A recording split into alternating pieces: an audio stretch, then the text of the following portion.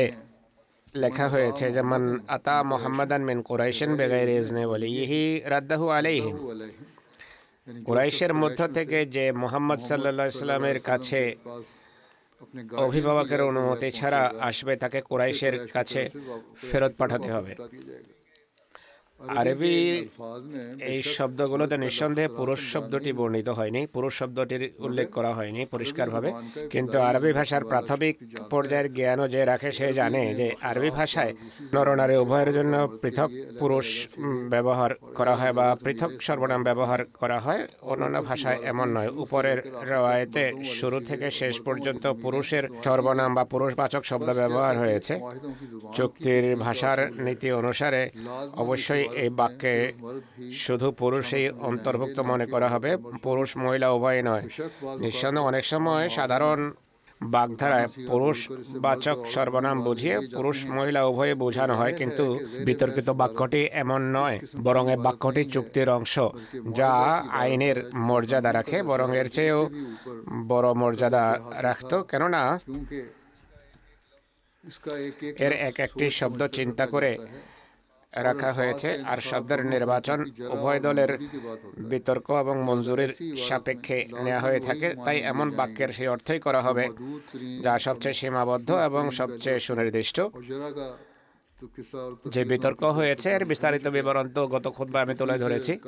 কাফেরদের পক্ষ থেকে তাদের প্রতিনিধি বিতর্ক করেছিল। এই দৃষ্টিকোণ থেকেও ফলাফল এটি দাঁড়ায় যে এই চুক্তিতে শুধু পুরুষ অন্তর্ভুক্ত ছিল, নরনারী উভয়ই নয়।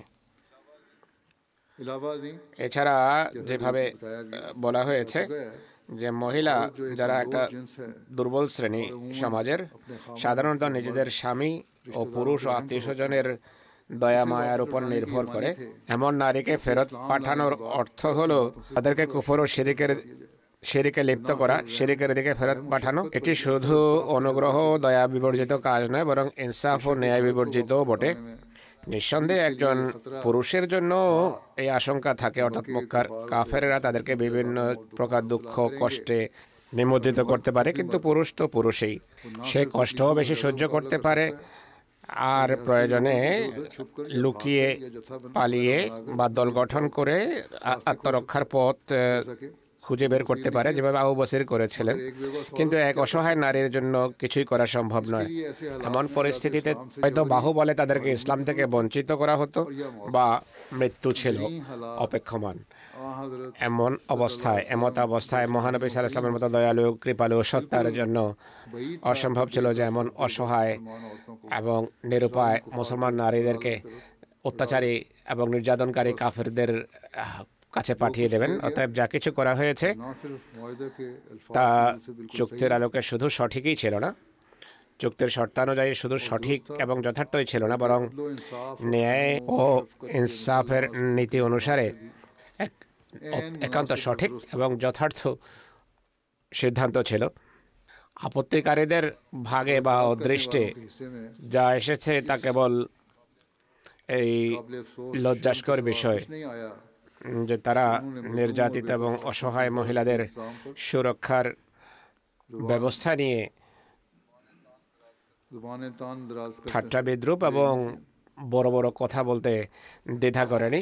দ্বিতীয় আপত্তি আবু বসিরের ঘটনার সাথে সম্পৃক্ত, কিন্তু অভিনিবেশ করলে এই আপত্তিও একেবারেই বাজে এবং অর্থহীন প্রমাণিত। নিঃসন্দেহে মহানবী সাল্লাল্লাহু আলাইহি ওয়াসাল্লাম চুক্তি করেছিলেন যে মক্কাবাসীদের মধ্য থেকে যে ব্যক্তি অর্থাৎ যে পুরুষ মদিনায় চলে আসবে, সে মুসলমানই হোক না কেন, তাকে মদিনায় আশ্রয় দেওয়া হবে না আর তাকে ফেরত পাঠাতে হবে। কিন্তু প্রশ্ন হলো, মহানবী সাল্লাল্লাহু আলাইহি ওয়াসাল্লাম কি চুক্তি ভঙ্গ করেছেন? মোটেই নয়, কখনো নয়, বরং তিনি সাল্লাল্লাহু আলাইহি ওয়াসাল্লাম এই চুক্তি রক্ষার এমন কামেল এবং মহান দৃষ্টান্ত স্থাপন করেছেন যে দুনিয়া এর দৃষ্টান্ত প্রদর্শনে অক্ষম।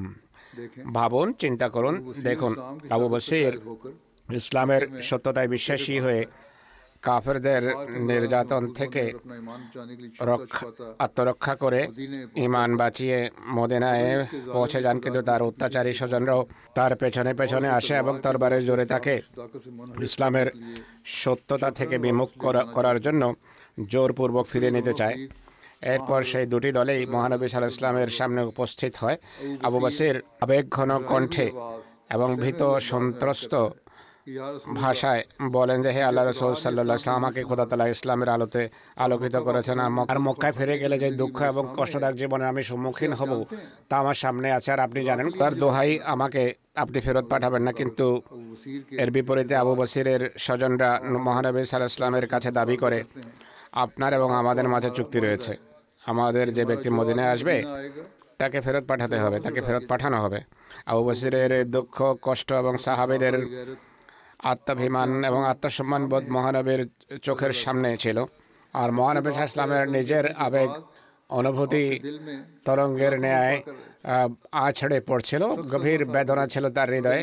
আমানত ও সততার মূর্তিমান প্রতীক মহানবী সাল্লাল্লাহু আলাইহি ওয়াসাল্লাম নিজের অঙ্গীকারে দৃঢ়ভাবে প্রতিষ্ঠিত থেকে ये मुझे आप फरमाते हैं आप और किन प्यारे অত্যন্ত প্রিয় ভাষায় বলেন যে হে আবু বসির, अबू वसीर তুমি জানো जानते हो আমরা कि हम लोगों को अपना এদের সাথে চুক্তি করেছি। আমাদের ধর্ম, और हमारे আমাদের मज़हब में ধর্মে চুক্তি ভঙ্গ করা বৈধ নয়। बड़ी देखें जान भी किसी এখানে जान का কারো জীবন হুমকির সম্মুখীন, কিন্তু তিনি বলছেন যে আমাদের ধর্মে চুক্তি ভঙ্গ করা বৈধ নয়। छोटे अहदों पे হুজুর বলছেন আমরা ছোট ছোট চুক্তি অঙ্গীকার ভঙ্গ করি। ভাবা উচিত যে আমাদের ইমানের দৃষ্টিকোণ থেকে আমরা আমাদের অবস্থান কোথায়। तुम তিনি বলেন যে তুমি এদের সাথে চলে যাও হে আবু বসির, फिर अगर तुम এরপর যদি ধৈর্যের সাথে ইসলামের উপর প্রতিষ্ঠিত থাকো তাহলে तो खुदा तुम्हारे लिए আল্লাহ তাআলা তোমার জন্য এবং তোমার মতো অসহায় লোকদের জন্য নিজেই মুক্তির কোনো পথ বের করবেন। और वो रसूल আমরা দেখেছি মুক্তির পথ আল্লাহ তাআলা উন্মোচন করে দিয়েছেন। মহানবী সাল্লাল্লাহু আলাইহি সাল্লামের এই কথা শুনে আবু বসির মক্কাবাসীদের সাথে বেরিয়ে যান। মক্কার রাস্তায় যারা তাকে বন্দী করে নিয়ে গেছিল তাদের সাথে যুদ্ধে তিনি জয়যুক্ত হয়ে আবার মদিনায় ফিরে আসলে মহানবী সাল্লাল্লাহু আলাইহি সাল্লাম তাকে দেখেই রাগত স্বরে বলেন যে ওয়াইলু উম্মিহি মুসির হারবিন লাউ কানা লাহু আহাদ, অর্থাৎ এর সর্বনাশ, এই ব্যক্তি যে যুদ্ধের অগ্নি প্রজ্বলিত করছে তাকে বোঝানোর কেউ আছে কি? এই শব্দ শোনা মাত্রই আবু বসির নিশ্চিত হয়ে যান যে মহানবী তাকে অবশ্যই ফেরত পাঠাবেন। देंगे আর মদিনা থেকে নীরবে নিজেই বেরিয়ে যান আর দূরবর্তী একটা পৃথক জায়গায় নিজের কেন্দ্র গড়ে তোলেন। এই পুরো ঘটনাকে ইনসাফের দৃষ্টিতে যদি দেখেন তাহলে इनमें हज़रत सल्लल्लाहु अलैहि वसल्लम पर क्या মহানবীর উপর কি কোনো দায়িত্ব বর্তায়? তার বিরুদ্ধে কি কোনো আপত্তি বর্তাতে পারে? हक ये है সত্য কথা হলো তিনি সাল্লাল্লাহু আলাইহি ওয়াসাল্লাম এই বিষয়ে নিজের আবেগকে পদদলিত করেছেন, পিষ্ট করেছেন, অঙ্গীকার রক্ষা করেছেন। শুধু একবার নয় বরং দুবার আবু বসিরকে তিনি ফেরত পাঠিয়েছেন। আর তাকে ফেরত পাঠাতে গিয়ে এমন ভাষা ব্যবহার করেছেন যে পৃথিবীর ইতিহাসে এই ঘটনার কোনো দৃষ্টান্ত, এমন শব্দের কোনো দৃষ্টান্ত খুঁজে পাওয়া যায় না। তিনি নিজের আবেগকে পদদলিত করেছেন, সাহাবীদের আবেগ অনুভূতিকে পিষ্ট করেছেন, আবু বসিরের আবেগ অনুভূতিকে উপেক্ষা করেছেন, কিন্তু অঙ্গীকার রক্ষা করেছেন। এরপর আবু বসির যদি মক্কাবাসীদের হাত থেকে মুক্ত হয়ে অন্য কোনো জায়গায় চলে যান তাহলে সে প্রেক্ষাপটে আবু বসিরের বিরুদ্ধে কি আপত্তি বর্তাতে পারে? আর চুক্তিতে এমন কোন শর্ত ছিল যে অনুযায়ী তিনি इस बात के पाबंद थे মক্কা থেকে পলায়নকারী ব্যক্তি যেখানেই যাক বা যেখানেই থাক তাকে তিনি মক্কায় পাঠাতে বাধ্য? जिम्मेदार होंगे। পরিতাপ, अफसोस ইসলামের শত্রুরা के दुश्मनों ने किसी बात কোনো বিষয়ে ইসলামের সাথে ইনসাফ করেনি। যদি এই আপত্তি করা হয় যে মহানবী সাল্লাল্লাহু আলাইহি ওয়াসাল্লাম বানানো अबू वसीर को इसके कायम करदा कैंप में ক্যাম্পে নির্দেশ পাঠাতে পারতেন যে তুমি तो मदीना वापस के तुम मदीना वापस कि तुम মদিনায় ফিরে वापस আসো। चले आओ। আর যেহেতু তিনি এমনটি করেননি তাই इसलिए आपने गोया তিনি मुआहदे के अल्फाज को तो नहीं চুক্তির मगर उसकी रूह को तोड़ा। শব্দ ভঙ্গ হয়তো করেননি, কিন্তু চুক্তির যে প্রেরণা প্রাণ সেটিকে তিনি পিষ্ট করেছেন। এই আপত্তিও একেবারে অর্থহীন, ভিত্তিহীন, বাজে একটি আপত্তি। আর চুক্তির শর্ত এই ধরনের কথাকে প্রত্যাখ্যান করে। চুক্তির শর্ত হলো যদি কোনো মুসলমান মদিনায় পৌঁছে তাহলে মহানবী তাকে মক্কা ফেরত পাঠাবেন। तौर पर আর এটি থেকে পরিষ্কারভাবে প্রমাণিত হয় যে এই শর্তের মূল উদ্দেশ্য ছিল এমন ব্যক্তির মুসলমান হওয়া সত্ত্বেও कि इस्लामी মদিনার ইসলামী রাষ্ট্রে তাকে স্থান দেওয়া হবে না। বিশ্বাসের দিক থেকে সে মুসলমানই হোক না কেন, কিন্তু মহানবী সাল্লাল্লাহু আলাইহি ওয়াসাল্লাম তাকে अपनी তার से अपनी মদিনার রাষ্ট্রে অন্তর্ভুক্ত করবে না। तो जब ऐसा शख्स যখন की शरायत এমন ব্যক্তিকে চুক্তির শর্ত অনুসারে মদিনার ইসলামী রাষ্ট্র থেকে বহিষ্কার করা হয়েছিল, তার সম্পর্কে কথা কিভাবে বলা যেতে পারে যে সে যেখানে থাকুক না কেন মহানবী ইসলাম তাকে নির্দেশ দিয়ে ফেরত পাঠাবেন? তো এটি অনেক বড় একটি অন্যায়। মহানবী যদি এমন ব্যক্তিকে মদিনায় রাখেন তাহলে তার বিরুদ্ধে আপত্তি বর্তায় যে মুসলমান হওয়া সত্ত্বেও যেহেতু তার চুক্তি ছিল তাই তাকে তিনি মদিনা রাষ্ট্রের অন্তর্ভুক্ত করবেন না। আর যদি তিনি তাকে মদিনা রাষ্ট্র থেকে বের করে মক্কাবাসীদের কাছে অর্পণ করতেন এবং মদিনা থেকে বের করতেন তাহলে আপত্তি করা হয় যে তিনি তাকে নিজের রাষ্ট্রের অংশ করে মদিনার অন্তর্ভুক্ত করে আদেশ কেন পাঠান না? তাই রাজনৈতিক দৃষ্টিকোণ থেকে এটি এমন এক অনর্থক, দুর্বল এবং অর্থহীন একটি আপত্তি কোনো বিবেকবান ব্যক্তি যা বিবেচনাই করতে পারে না। সত্য কথা হলো এই অযৌক্তিক শর্ত কাফেরদের পক্ষ থেকে চুক্তিতে শামিল করা হয়েছে যে কোনো মুসলমান মুহাজিরকে মদিনায় আশ্রয় দেওয়া যাবে না। খোদা তাআলা একেই তাদের জন্য আযাব বানিয়ে বলে দিয়েছেন যে আমাদের রাসূল তো অবশ্যই চুক্তি পালন করেছেন, কিন্তু তোমরা নিজেদের রাস্তায় নিজেরাই কাঁটা লাগিয়েছো আর নিজেরাই নিজেদের বানানো তরবারি দিয়ে নিজেদের হাত কেটেছো। যখন তোমরা নিজেই বললে যে মক্কার যে যুবকেই, যে পুরুষেই মুসলমান হয়ে মদিনায় আসবে তাকে মহানবী মুহাম্মদ সাল্লাল্লাহু আলাইহি ওয়াসাল্লাম মদিনায় স্থান দেবেন না আর তাকে মদিনার রাষ্ট্রের বহির্ভূত গণ্য করা হবে, তাই একই মুখে বা সেই মুখে এই দাবি কিভাবে করতে পারো যে মদিনার রাষ্ট্র থেকে বহিষ্কৃত লোক যেখানেই যাক না কেন তাদেরকে মহানবী নিজের রাজনৈতিক ক্ষমতা খাটিয়ে যেন মক্কা পৌঁছান? এটি অজ্ঞতা প্রসূত একটি দাবি। তোমরা নিজেরাই তো শর্ত রেখেছ বা উত্থাপন করেছ। মহানবী তাদের প্রাণ, আত্মা এবং তাদের পারলৌকিক বিষয়ের উপর নিঃসন্দেহে রাজত্ব করবেন, কিন্তু তাদের রাজনৈতিক এবং জাগতিক বিষয়ের তিনি শাসক হবেন না। রাজনৈতিক এবং সরকারি দৃষ্টিকোণ থেকে, আইনের দৃষ্টিকোণ থেকে তাদের উপর কোনো অধিকার থাকবে না মুসলমান হলেও। আধ্যাত্মিকভাবে তারা মহানবীর হাতে বয়াত করেছে, মুসলমান হয়েছে, তারা মুমিন আখ্যায়িত হবে, কিন্তু আরব শর্ত রেখেছে যে রাজনৈতিকভাবে তারা তোমার অধীনস্থ হবে না, আমরা মেনে নিলাম হবে না। তোমরা নিজেরাই তাদেরকে যেখানে মহানবীর রাষ্ট্র থেকে বহিষ্কার করেছ, রাসূলুল্লাহর বিরুদ্ধে কিভাবে আপত্তি বর্তাতে পারে? তাই এটি মক্কার কুরাইশের অবস্থান ছিল যা তাদের স্বার্থের বিরুদ্ধে বর্তেছে। মহানবীর পবিত্র ললাট সকল অর্থে পবিত্র ছিল, পবিত্র রয়েছে। তিনি চুক্তির শর্ত শিরোধার্য করেছেন। আবু বসিরকে তিনি মদিনা থেকে বহিষ্কার করেছেন এবং চুক্তির যে মূল প্রাণ ছিল সেটিকে তিনি অক্ষুণ্ণ এবং অটুট রেখেছেন। সেই অনুসারে আবু বসির এবং তার সাথীদেরকে তার রাজনৈতিক গণ্ডি থেকে বাইরে রেখেছেন। সকল দৃষ্টিকোণ থেকে তিনি সত্যবাদী ছিলেন। মক্কার কাফেররা তাদের নিজেদের বিস্তৃত জালে নিজেরাই শিকার হয়েছে, শেষে নিজেরাই লাঞ্ছিত হয়ে তার কাছে এসেছে যে এই শর্তটি আমরা চুক্তি থেকে পৃথক করতে চাই বা বের করতে চাই।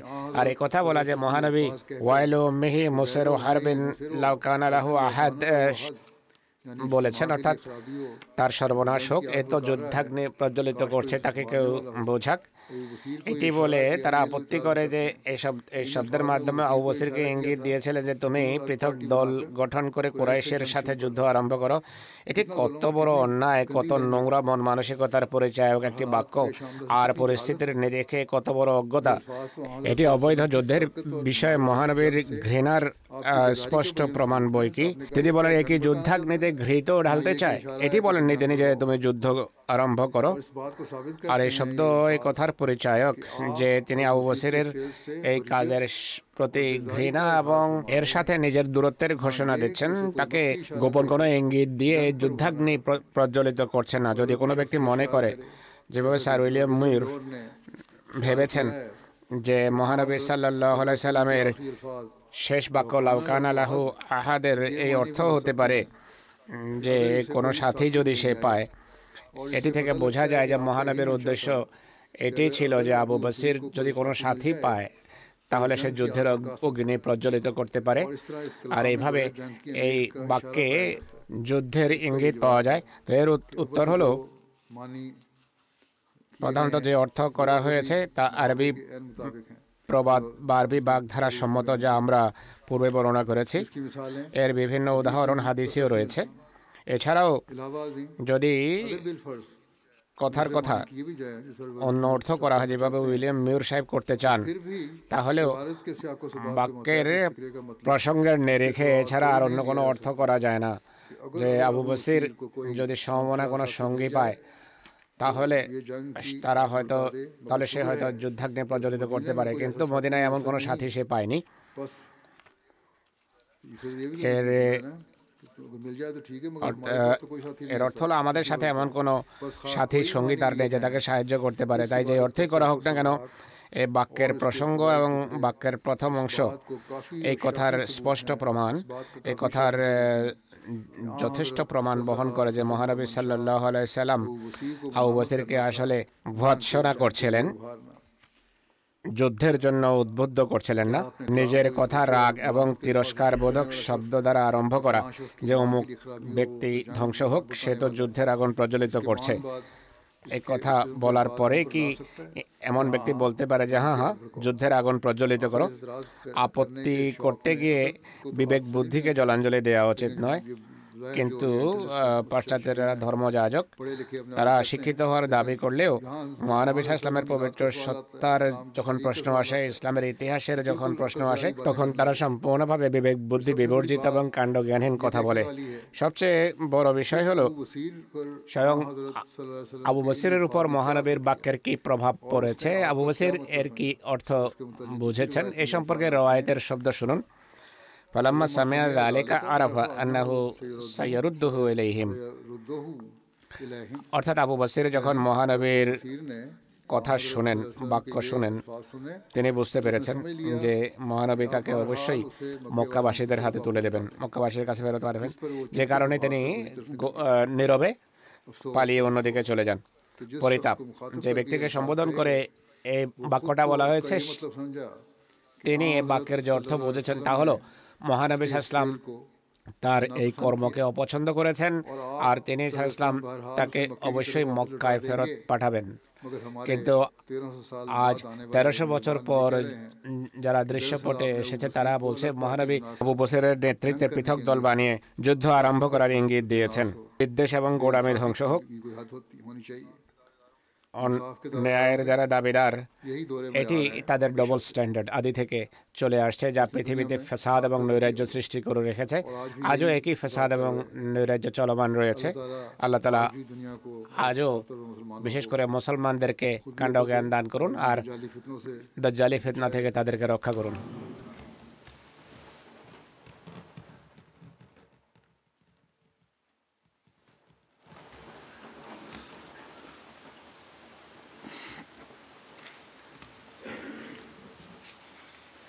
الحمد لله نحمده ونستعينه ونستغفره ونؤمن به ونتوكل عليه ونعوذ بالله من شرور أنفسنا ومن سيئات أعمالنا من يهده الله فلا مضل له ومن يضلل فلا هادي له ونشهد أن لا إله إلا الله ونشهد أن محمدا عبده ورسوله عباد الله رحمكم الله إن الله يأمر بالعدل والإحسان وإيتاء ذي القربى وينهى عن الفحشاء والمنكر والبغي يعظكم لعلكم تذكرون اذكروا الله يذكركم وادعوه يستجب لكم ولذكر الله أكبر